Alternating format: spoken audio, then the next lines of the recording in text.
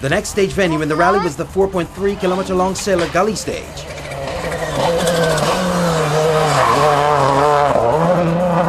With the misfire problem solved, Neil Armstrong was back up to pace and was third fastest through this stage, which saw him climb the overall standings to fourth.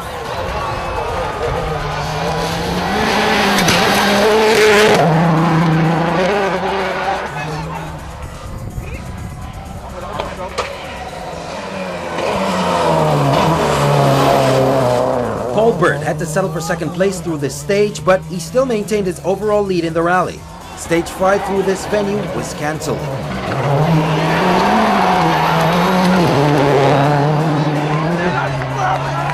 Roger Skeet had been fourth fastest through stage 2 and slipped even further behind the rally leader.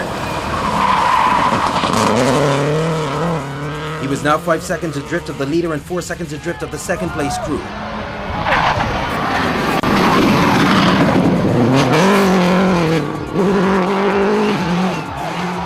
Roger Duckworth had a much better time through the Sailor Gully stage, and he posted the 5th fastest time as he climbed from outside the top 60 up to the top 25.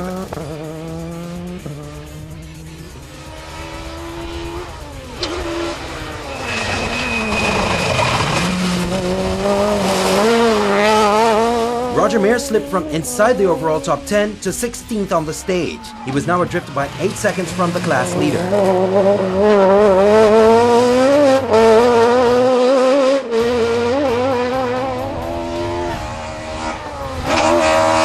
The expected three-way battle for Super Modified 10 included Josh Reed, who was the first in the class after posting the 7th fastest time through stage 2. His lead, however, was less than 2 seconds from his closest rival.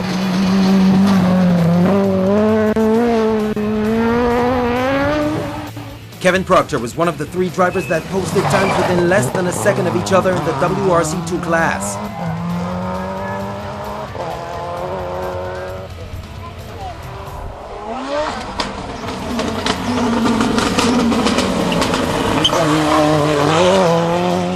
As it was Roger Hill who led this class, posting the 2nd fastest time and the 6th fastest time overall. Hill led the group by a mere 3 seconds. Dean Serow was consistent through the opening loop, and after stage 2 he found himself 3rd in the class and 9th overall.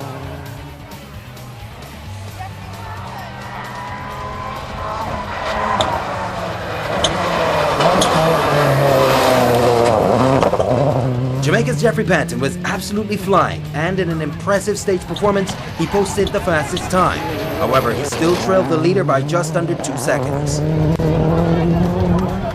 Tommy Doyle was now 4 seconds adrift of the Modified 7 leader and narrowly escapes here.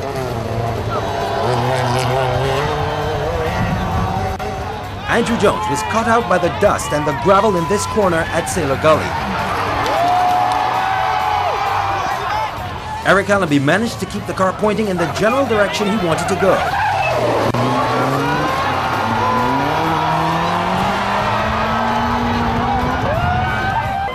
Greg Kosier was the clear leader of the historic class.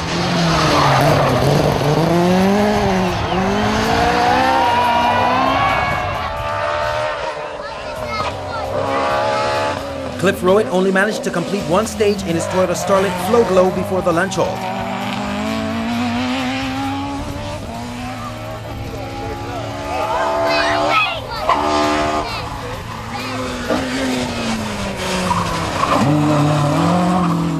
Neil Corbin gave up about 10 seconds to his rivals in stage 2 and trailed the Modified 6 leader by 8 seconds.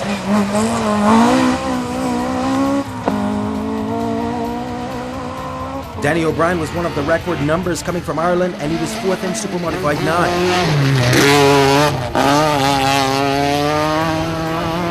Scotland's Alan McKay was back for yet another Rally Barbados, and the crowd was loving it. Martin Donnelly from Ireland had already slipped over 20 seconds behind the group and leader by the 2nd stage.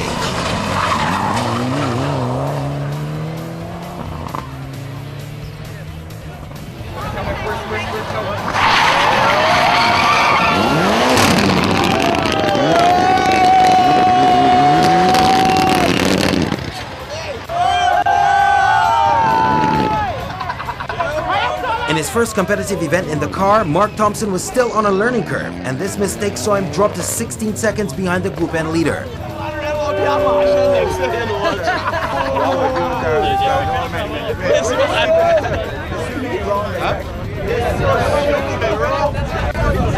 The marshals were working hard to keep most of the gravel out of this tricky corner in Sailor Gully. Harold Morley was battling with Ireland's Martin Donnelly for 4th place in Group N.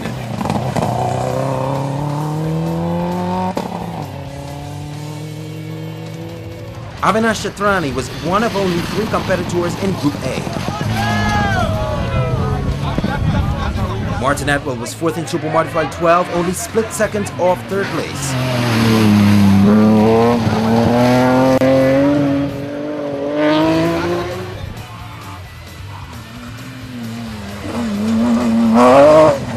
Leading the Super Modified 12 class was Brian Gill, but only by a mere 3 seconds. Connor Roach was giving it all he had and was leading the clubman class.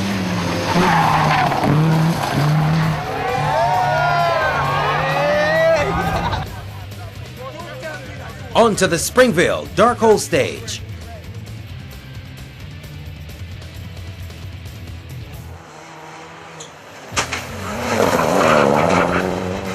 Paul Bird had won 3 of the 5 stages contested before lunch and led the rally by 7.5 seconds.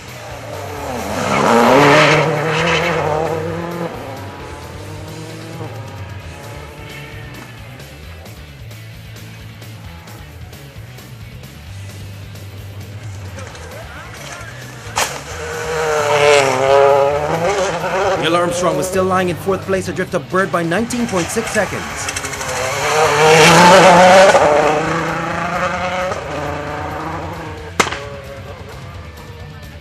Roger Skeet won the final stage before lunch, and it helped him to move into 2nd place, 6 seconds ahead of Jeffrey Panton.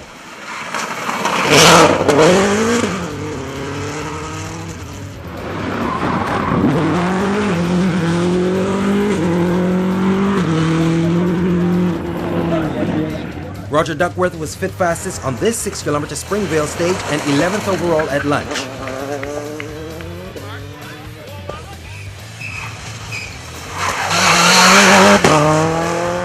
Kevin Proctor was 10th on the stage and 4th in the WRC2 class.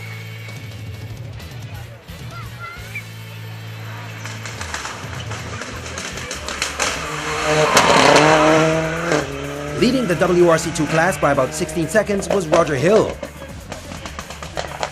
Ian Warren had taken over the 2-wheel drive lead and the Super Modified 10 class lead by the end of stage 3.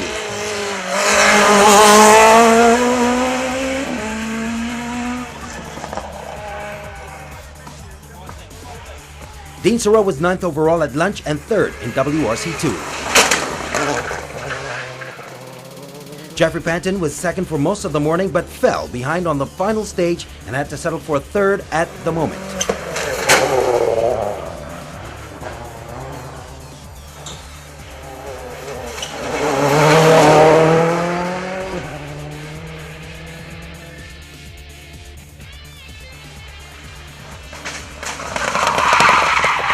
Jeff Noel had slipped to 2nd in Group N behind by about 15 seconds from the class leader and almost ended his rally right here.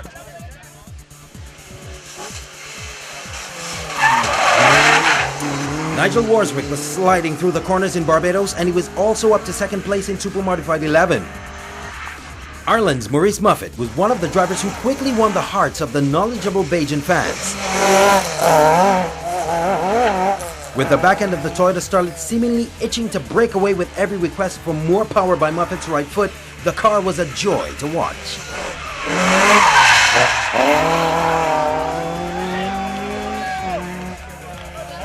Though sometimes he did not always get it right and had a few hairy moments.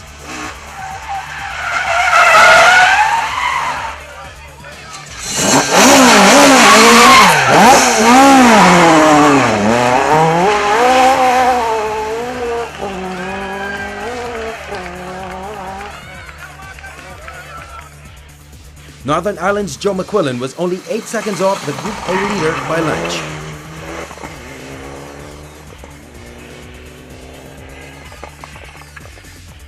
Michael O'Leary was one of the last cars to arrive on the island, however he was 3rd in Group A at lunch. England's Andrew Costin Hurley was second in Group B2 with his Ford Puma, which got away from him at times.